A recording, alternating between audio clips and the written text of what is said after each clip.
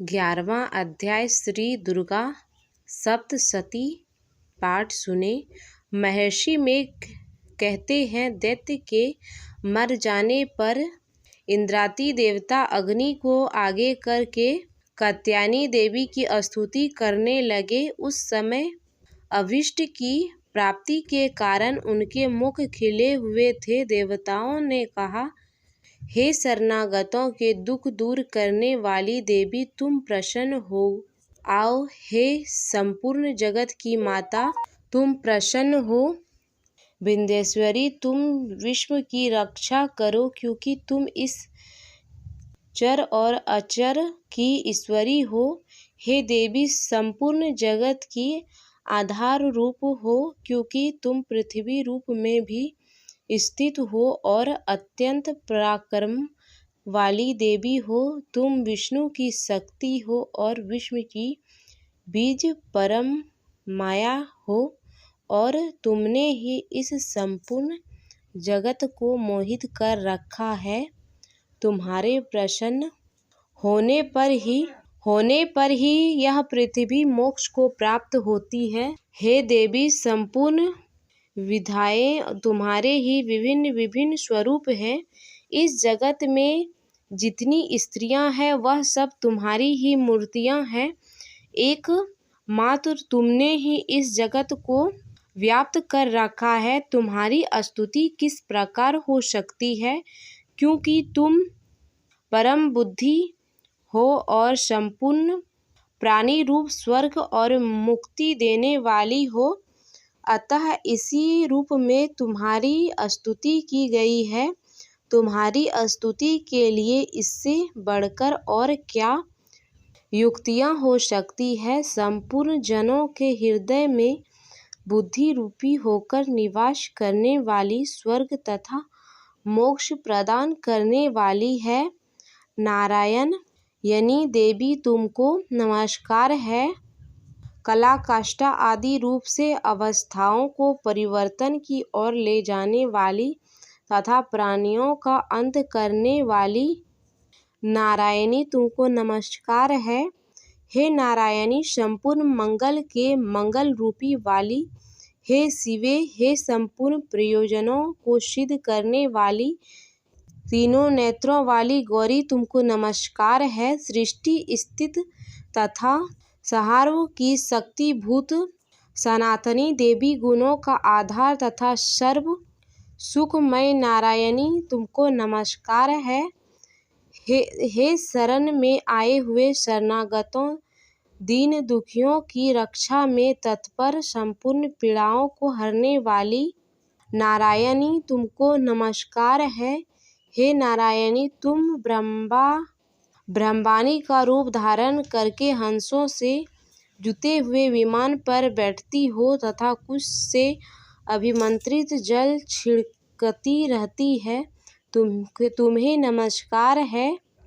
मोरों तथा मुकुटों से घिरी रहने वाली, महाशक्ति को धारण करने वाली, कुमारी रूपाधारी निष्पास नारायणी, तुम्हें नमस्कार है। हे शंख चक्र गदा धनुष रूपी आयुधों को धारण करने वाली, वैष्णवी शक्ति रूपी नारायणी, तुम हम पर प्रसन्न हो, तुम्हें नमस्कार है। हे दांतों पर पृथ्वी धारण करने वाली, वराह रूपिणी कल्याणमय नारायणी, तुम्हें नमस्कार है। हे देवी, तुम जब प्रसन्न होती हो तो संपूर्ण रोगों को नष्ट कर देती हो, और जब रुष्ट हो जाती हो तो संपूर्ण वांछित कामनाओं को नष्ट कर देती हो। और जो मनुष्य तुम्हारी शरण में जाते हैं, उन पर कभी विपत्ति नहीं आती, बल्कि तुम्हारे शरण में गए हुए मनुष्य दूसरे को आश्रय देने योग्य हो जाते हैं। अनेक रूपों से बहुत प्रकार की मूर्तियों को धारण करके इन धर्मद्रोही असुर का तुमने संहार किया है। वह तुम्हारे सिवाय कौन कर सकता था। चतुर्दश विद्याएं, 6 शास्त्र और चारों वेद तुम्हारे ही प्रकाश से प्रकाशित है। तुमने तुम्हारा ही वर्ण है और जहाँ राक्षस विशेल सर्प शत्रुघ्न है वहाँ और समुद्र के बीच में ही भी तुम साथ रहकर इस विश्व की रक्षा करती हो। हे विश्वसरी, तुम विश्व का पालन करने वाली विश्व रूपी हो, इसलिए संपूर्ण जगत को धारण करती हो।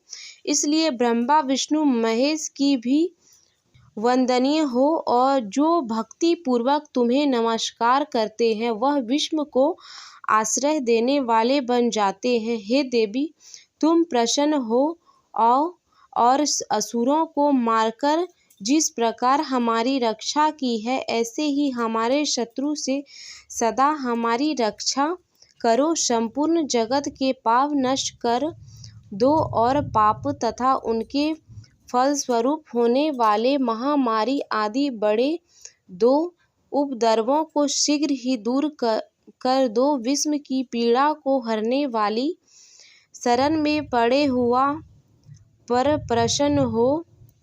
ओ त्रिलोक निवासी की पूजनीय परमेश्वरी, हम लोग को वरदान दो।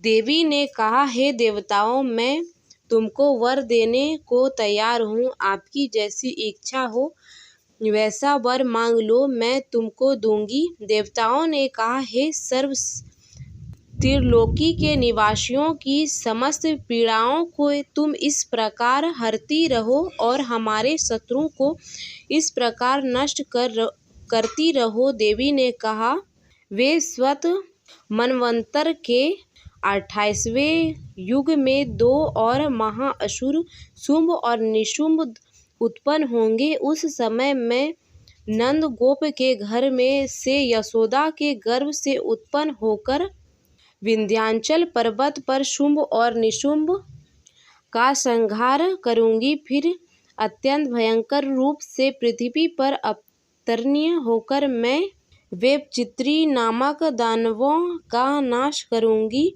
उन भयंकर महाअसुरों को भक्षण करते समय मेरे दांत अनार पुष्प के समान लाल होंगे। इसके पश्चात स्वर्ग में देवताओं और पृथ्वी पर मनुष्य मेरी स्तुति करते हुए मुझे रक्तदंतिका कहेंगे। फिर जब 100 वर्ष तक वर्षा न होगी तो मैं ऋषियों के स्तुति करने पर आयोनिज नाम से प्रकट होऊंगा और अपने 100 नेत्रों से ऋषियों की ओर देखूंगा।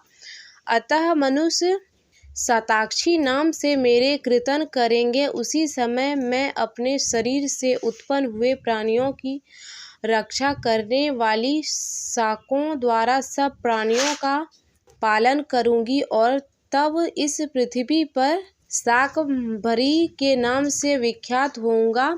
और इसी अवतार में मैं दुर्गा नाम महाअसुर का वध करूंगी और इससे मैं दुर्गा देवी के नाम से प्रसिद्ध होऊंगी। इसके पश्चात जब मैं भयानक रूप से धारण करके हिमालय निवासी ऋषियों महर्षियों की रक्षा करूंगी, तब विमा देवी के नाम से मेरी विख्याति होगी। और जब फिर अरुण नामक असुर तीनों लोकों को पीड़ित करेगा, तब मैं असंख्य भ्रमरों का रूप धारण कर के उस महादैत्य का वध करूंगी। तब स्वर्ग में देवताओं और मृत्युलोक में मनुष्य मेरी स्तुति करते हुए मुझे भामरी नामक से पुकारेंगे। इस प्रकार जब जब पृथ्वी राक्षसों से पीड़ित होगी, तब तक मैं अवतारित होकर शत्रु का नाश करूंगी। 11वां अध्याय श्री दुर्गा सप्तशती पाठ समाप्त हुआ।